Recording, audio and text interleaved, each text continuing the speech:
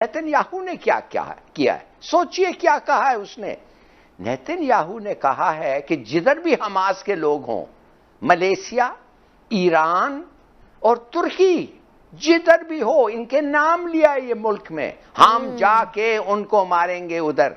तो फिर इसमें एक दो ममालिक के दरमियान ये मामला नहीं रह जाएगा, इसमें तो फिर ये और नेशंस को भी इन्वॉल्व कर, इनको अंडर प्रेशर लाने के लिए किया कि ये ज्यादा उस पे ना करें। अगर ये करेंगे तो उनको जैसे धमकी दी है कि अच्छा बच्चों, नहीं तो मैं तुम्हारी तरफ भी आऊंगा। मस्जिद अक्सा के ऊपर आज दोबारा बेरहमी, ये बस ध्यान में रखें कि ये सीज फायर नहीं है। खारजा हैं इंडिया के, वो अमेरिका जा रहे हैं और वो वहां पे मुलाकात करेंगे अक़वाम मुत्तहिदा के जयशंकर जो हैं।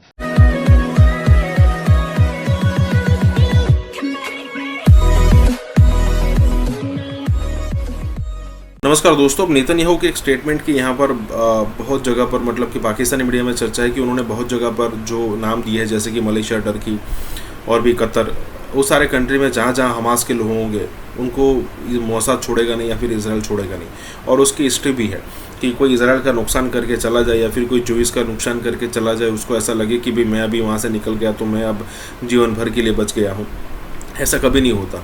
मोसाद, भले ही मोसाद को करंट समय पर पता ना हो कि भाई ये भाई साहब अभी फ़िलहाल कहाँ छिपे हैं, लेकिन उनको छोड़ा नहीं जाता कभी भी। उनको 1 साल, 2 साल, 5 साल के बाद उनको पकड़ा जाता है और फिर उनको किसी को भी पता नहीं होता और उनकी यहाँ पर उनकी बजा दी जाती है। कि यहाँ पर बात यही हो रही है कि भाई मान लीजिए कि हमास अगर कुछ यहाँ पर नुकसान ज़्यादा पहुँचाता भी है इसराइल को, तो उनको छोड़ा नहीं जाएगा। जहाँ कहीं भी हो उनको ढूंढ कर पकड़ा जाएगा और जिस तरीके से उनका इलाज किया जाता है या फिर इनका इलाज होना चाहिए वो इलाज वहाँ पर किया जाएगा।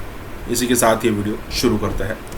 बाइडेन इंतजामिया की कि प्रेसिडेंट बाइडेन ने 3 कॉलें पहले की और 3 कॉल्स के अंदर जो नेतन्याहू से बात की, तो 3 कॉल्स में उनका जो पॉइंट ऑफ व्यू था वो बिल्कुल मुख्तलिफ था। अब चौथी कॉल जो उनकी हुई उसमें उन्होंने कहा कि आज के आज, ठीक है। तो आज के आज का मतलब ये हुआ, और इतना सख्त मैसेज था कि रात गए कैबिनेट का इजलास बुलाया नेतन्याहू ने और रात को कहा कि 2 बजे, यानी आज सुबह 2 बजे, यानी 2 AM उनका जो टाइम है, उससे वो सीज फायर शुरू होगा।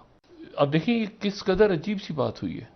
यानी इसके लिए अब सिक्योरिटी काउंसिल के इजलास की भी जरूरत थी। पता नहीं वो हो रहा है या नहीं हो रहा सिक्योरिटी काउंसिल का इजलास, क्योंकि पहली जंगबंदी हो गई है। तो वो जंगबंदी तो एक करारदाद फ्रांस की आई, एक करारदाद चाइना की आई, उस पर हुआ नहीं और उसके बाद ये हो गया जो मस्जिद अक्सा के ऊपर आज दोबारा बेरहमी। ये बस ध्यान में रखें कि ये सीज फायर नहीं है। ये लफ्ज़ गलत इस्तेमाल हो रहा है, सीज फायर। हम इसको इस तरह से कह सकते हैं कि ट्रस्ट है। एक लफ्ज़ होता है ट्रस्ट, यानी उसको सुलह कह दें, आर्जी सी सुलह कह दें। वो ट्रस्ट ये होता है कि जंग चल रही होती है, जैसे होता है ना कि वो एक सफेद झंडा लेकर आ गया बंदा बीच में कि जी ये अभी जो है ना, मतलब वक्ती तौर पे, हाँ, कि यहाँ से जख्मियों ने जाना है या हमें कुछ 1-2 घंटे के लिए वक्त चाहिए, तो ये ट्रस्ट है। इसको सीज फायर हम नहीं कह सकते। अच्छा, ये कोई सीज फायर एग्रीमेंट भी नहीं है, ठीक है ना, ये कोई लिखा हुआ एग्रीमेंट भी नहीं है। और जब लिखे हुए एग्रीमेंट मतलब इस तरह से आप समझें कि यानी कि इजराइल बाउंड नहीं है। नहीं, कोई भी बाउंड नहीं है इस पे, यानी ज़बानी बात हुई है। खास तौर पर उन्होंने प्रोटेक्शन फोर्स की बात की है। आप समझते हैं कि एक बहुत मुनासिब ये बात है, अगर ऐसा हो जाए तो इस जो फलस्तीनियों पर पहाड़ तोड़े जा रहे जुल्म के, उससे कुछ बचाव मुमकिन है? हाँ, ये बड़ा अच्छा आइडिया है, मगर होगा नहीं। सबको पता है नहीं होगा। ये सिक्योरिटी काउंसिल ऐसे फोर्स को वीटो कर देगी और इजराइल मानेगा नहीं। उनका तो मकसद इजराइल का ये है कि फलस्तीनियों को निकालें गाजा से, ये नहीं कि उनको एक प्रोटेक्शन फोर्स लाएं और उसको कहें इनको बचाओ। बिल्कुल नहीं।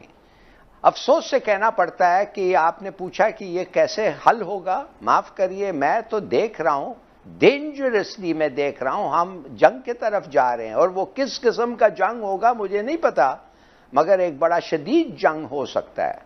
देखिए, अमेरिका, ट्रंप मिल के क्या किया ये इस इंसिडेंट के पहले। ये मत समझें कि ये जो इनको निकाल रहे हैं गाजा से, ये कुछ ऐसी चीज है जो इत्तेफाकन अब हो रहा है। ये सब प्लान्ड है। समीना, आप यकीन करेंगी कि रिश्वत दिया गया है। मोरक्को को ब्राइब किया गया है। अमेरिका ने मोरक्को को कहा वेस्टर्न सहारा जिसने तुमने पकड़ा था और जब्त किया था उसको हम रिकग्नाइज करते हैं। The United States has recognize कि मोरक्को का जो वेस्टर्न सहारा का एनेक्सेशन है उन्होंने रिकग्नाइज किया। सूडान को कहा तुम इनको रिकग्नाइज करो और तुम्हें टेररिस्ट लिस्ट, अमेरिका के टेरर लिस्ट पे था सूडान, उनको निकाल दिया और कहा कि इसलिए कि तुम, और यूएई को जितने इन्होंने हथियार बेचे हैं, क्या मैसिव आर्म्स डील हुआ है, ये सब बिल्डअप था। इसलिए नंबर 1। दूसरी ये चीज है कि मुसलमानों को तकसीम किया है, बुरी तरह तकसीम किया है। अब नेतन्याहू ने क्या किया है, सोचिए क्या कहा है उसने। नेतन्याहू ने कहा है कि जिधर भी हमास के लोग हों, मलेशिया, ईरान और तुर्की, जिधर भी हो, इनके नाम लिया ये मुल्क में, हम जाके उनको मारेंगे उधर। अब मैं आपसे पूछना चाहता हूं, आप समझते हैं कि अगर तुर्की के अंदर ये जाके उन्होंने कहा एक हमास का एजेंट है और उसको मारा, डू यू थिंक टर्की कुछ नहीं करेगा? कोई रिस्पॉन्स नहीं होगा? अच्छा, नहीं होगा तो इसलिए नहीं होगा कि अमेरिका सही नहीं, सोचिए एक बात, वो इसलिए नहीं होगा कि तुर्की के पास न्यूक्लियर वेपन्स नहीं है और इजराइल के पास है।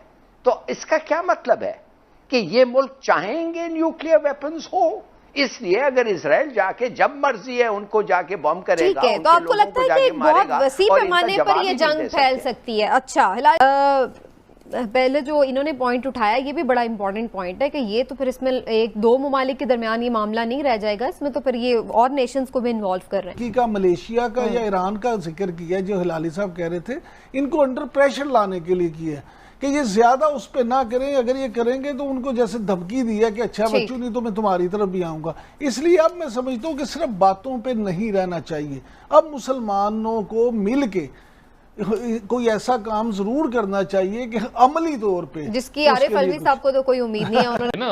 देखिए बात यह है कि जहां पर तहरीरी माहदे हुए, मिसाल के तौर पे शाम और लेबनान के साथ तहरीरी माहदे हो गए ना, तो 49 में उसके बावजूद जंगें हुई ना, 67 की जंग हुई, 73 की जंग हुई योम कपूर वाली। तो बात यह है कि अब वो ये कोई ऐसा माहदा नहीं है कि जिस माहदे, यानी ना कोई लिखा है किसी ने, ना कोई अक़वाम मुत्तहिदा के अंडर हुए। अक़वाम मुत्तहिदा के जो तहत माहदे हुए हैं तो वहां पर भी जंगें हुई हैं।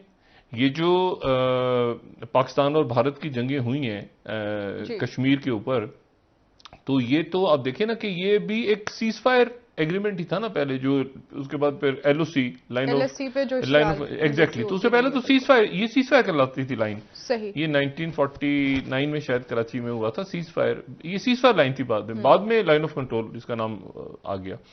तो बात ये है कि लेकिन जंगें तो हुई।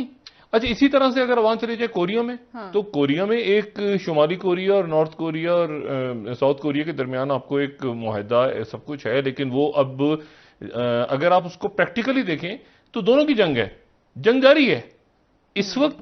शुमाली और जनूबी कोरिया के दरमियान जंग जारी है, तो जंग बंदी नहीं हुई है, ठीक है। तो बाल दुनिया में आपको ऐसे मामला नजर आते हैं कि जो अक़वाम मुत्तहिदा भी है, तमाम दुनिया भी है, लेकिन कोई अपनी जगह से पीछे नहीं हटा, ठीक है। हम अपनी पोजीशन पे खड़े हैं कश्मीर पे, इंडिया अपनी पोजीशन पे खड़ा है, एक बीच में फोर्स भी है अक़वाम मुत्तहिदा की, करारदादें सब कुछ हैं, लेकिन मसला हल नहीं हुआ, ठीक है। इसी तरह से और बेशुमार जगह हैं, ये हम वस्ती एशिया में देख रहे हैं, ये चाइना और इंडिया का देख रहे हैं मामला। तो बात ये है कि ये तो बिल्कुल ही ये तो ऐसे ही है बस, ये तो फर्जी ऐसे ही बस ऐसे ही है बिल्कुल। ये तो बुनियादी इशू है बीच में, कहीं तो उसको आप कहीं उसको कैसे आप बुनियादी इशू को साइड पे करके तो हम नहीं आगे बढ़ सकते ना। मतलब पाकिस्तान आगे कैसे बढ़ेगा मुझे बताएं। अच्छा, इंडिया भी नहीं, इंडिया भी बढ़ेगा तो वो कहेगा अच्छा फिर मानो इसको 370 को। जो वज़ीर खारजा हैं इंडिया के, वो अमेरिका जा रहे हैं और वो वहां पे मुलाकात करेंगे अक़वाम मुत्तहिदा के जयशंकर जो हैं, वो मुलाकात करेंगे अक़वाम मुत्तहिदा के सेक्रेटरी जनरल से, और उसके बाद वो जाएंगे वाशिंगटन और उनकी मुलाकात होगी सेक्रेटरी ब्लिंकन से, ठीक है। वो आजकल में जा रहे हैं।